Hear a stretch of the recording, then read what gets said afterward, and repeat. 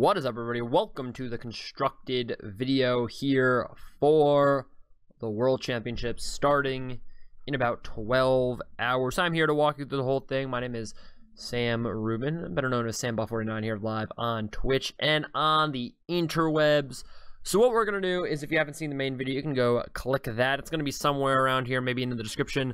I kind of go over with the odds for the tournament, who I think is going to win, what I think is going to happen, what testing team I think is going to do the best.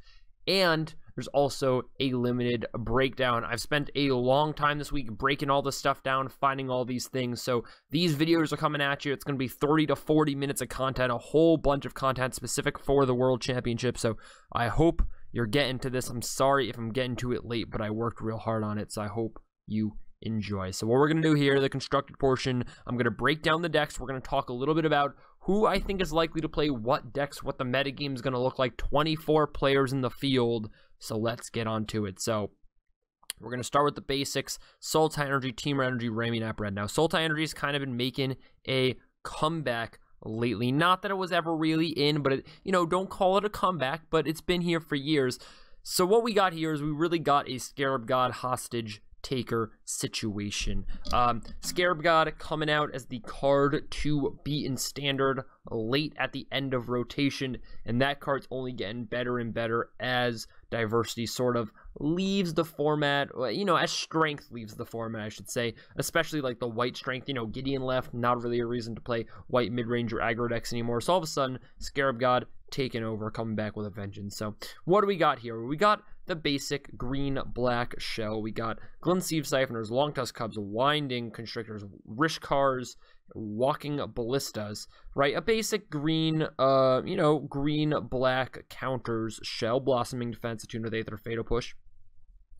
But we got some blue spice. We got Rogue Refiners, Hostage Takers, Scarab Gods. Now, what does this do? This deck gets insanely good against mid-range, and I think this deck also gets slightly better against aggro. Hostage Taker taking their 1-drop, right? A 2-for-1, being able to block, being able to play their 1-drop the next turn is like a 3-for-1 almost, is huge against Mono Red. I think this deck did get better against Mono Red. It also gains some late game and a lot of control value. Rogue Refiner just better, does a very good Tireless Tracker impersonation, very good against control. And for some reason, with all the Aether Meltdowns running around in the approach decks, Hostage Taker's actually decent. The Aether Meltdown your dude, you Hostage Taker it back, you play it again, you draw an extra card.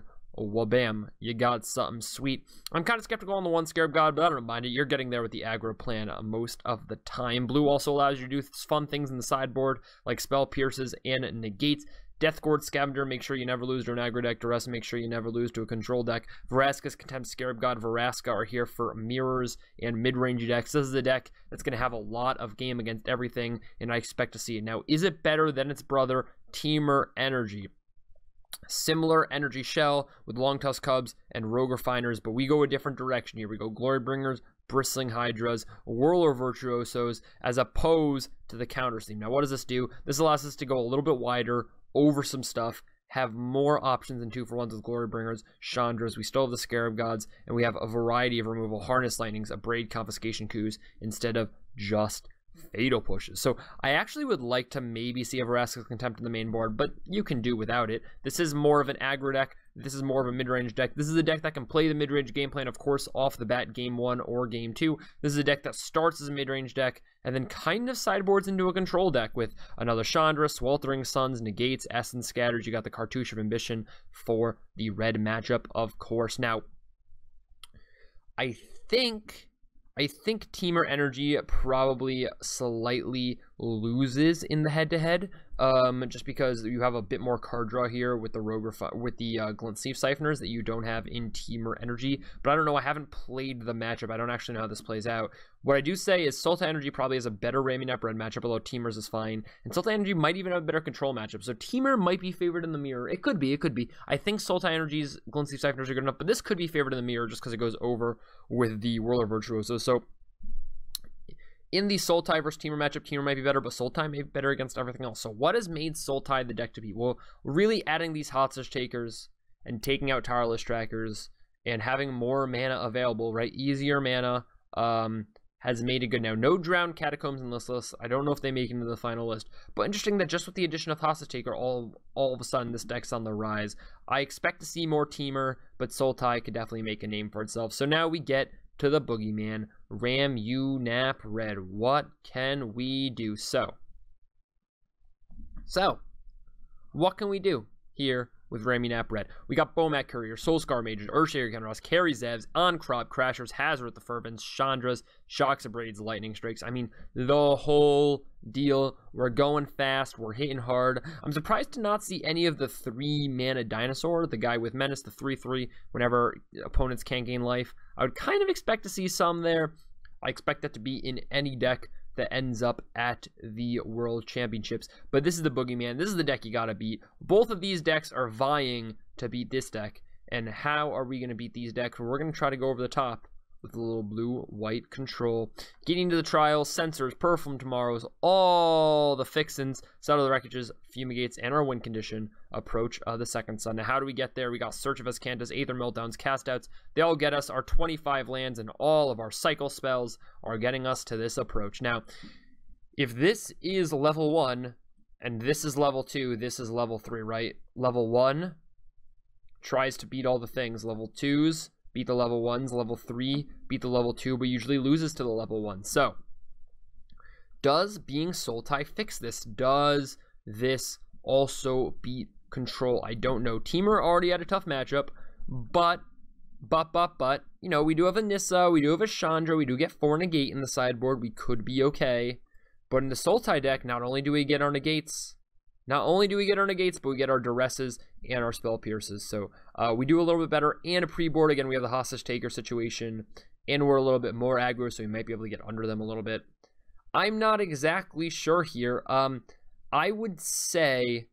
So these are the 4 main decks, right? These are really variations of each other, these 2 energy decks. What I would say to expect here... So I break the teams down into 3 sets. We're going to have some brewers. Sam Black's going to brew. I would expect Shouta to brew. We're going to have some tried and true Reeds, Owens, Hueys. Those guys are very good with decks they've been playing. I think they've been playing a little bit of Teamer. I wouldn't be surprised to see them make the switch over to Sultai if they think it has an edge. So I expect those guys to be on Sultai. Now, what do I expect the Eric Frolics, the Paolo Vitor Dominorosas, those people to be on? I wouldn't be surprised if I see a black-blue control deck or a white-blue control deck. I expect Frolic to kind of be on like a Teamer Energy, Sultai Energy deck. I also wouldn't be surprised to see PVDR on a Ramunap Red deck, the deck he did well with at the PT. So we can really expect anything out of them. Now, where it comes down to more like the nitty-gritty is what are the Control Masters going to play? You know, the Shouta Yasuokas. What are those people going to play? And what are the Sam Blacks going to play? So I have a little bit of an idea here. Sam Black, Abzan Tokens. He's known to love this deck. Anointer Priests, getting into the trials. Vraska, big addition here. Fumigates in the main deck. Legion's Landing, Hidden Stockpile, Anointed Possession. You're making a ton of tokens. You're grinding your opponent out. You're fumigating their board, and then you're winning overwhelmingly with tokens. Pretty bad against this blue-white control deck, at least post-board, until you get your Duresses and your Lost Legacies, or pre-board. But very good against Ramunap Red. Fairly decent against Teamer Energy with all your Fumigates, if not positive. So we can now beat both of these decks, although we get crushed here. Sideboards to help us out with the Duresses and Lost Legacies. These decks, what are they doing against your post-board? They're just trying to get bigger. They're going to side... Ooh, sorry, these decks. They're just trying to get bigger. They're going to side in their Nissas, side in their Chandras, maybe side in their Sweltering Suns, you know, side in their Negates for all of your token makers, your Legion's Landings, Hidden Stockpiles, Anointed Possessions that are going to try to beat you that way. Is it going to work? I don't know for sure, but that's what they're going to try. I expect to see Sam Black on this. He might drag someone else into it. Now, let's go to Esper Gift. This is a spicy one. I don't know if anyone's going to be there. I don't like the Vaughn in the main deck. I expect this to be out of the deck by the time that the tournament starts. I expect Angels and Hostage Takers. Oh my, all the good stuff. What are we doing here? Well, we'll put in the deck, we're putting cards into our graveyard, getting creatures there as a matter of fact, so we can trigger Gate of the Afterlife, get Godfarer's Gift, get all of our creatures back as 4/4s, big 4/4s with flying and lifelink and vigilance and taking their stuff and drawing extra cards and really making the engine go. So yeah, this is kind of where I expect some people to be. Now, if we look at everybody, let's break it down. So where do I expect kind of the Japanese players to stand? I expect them to kind of be on this blue-white control deck. Where do I expect the Channel Fireball guys to be? The Eric Frolics, the PVDRs. Where do I expect those guys to be? I expect them to be somewhere in here. Teamer Energy, Raminap Red. Where do I expect the William Huey Jensen's, Owen Turnwalls, Reed Dukes? I think they're going to go for the Sultai Energy deck. I think they're used to playing Teamer Energy. I think they like how used they are to it. I think they know a lot of the lines. I think they don't mind switching over to Sultai. A similar game plan, a similar strategy. So that's kind of where I put them. Now, there's going to be some wild cards. Again, someone could go Abzan tokens trying to capitalize on all this red and Teamer Energy with basically, right, if you're playing Abzan tokens, you have this much of a sideboard, right? You basically have 8 cards, half your sideboard's just for blue-white control, and the other half, Authority of Councils and Angel of Sanctions, is just for these 2 decks. So you're basically just sideboarding against 3 decks, and that's fine for me. So I wouldn't be surprised if some people go this way. I wouldn't be surprised if some people go this way. I think this deck has a great energy matchup, a poor red matchup, and a decent blue-white control matchup. So are there going to be other decks in the meta? I think so. What would be my end guesses? 24 players in the field, mind you. I think 7 to 8 players are going to play Raminap Red. 5 players are going to play Teamer Energy. 6 players are going to play Sultai Energy.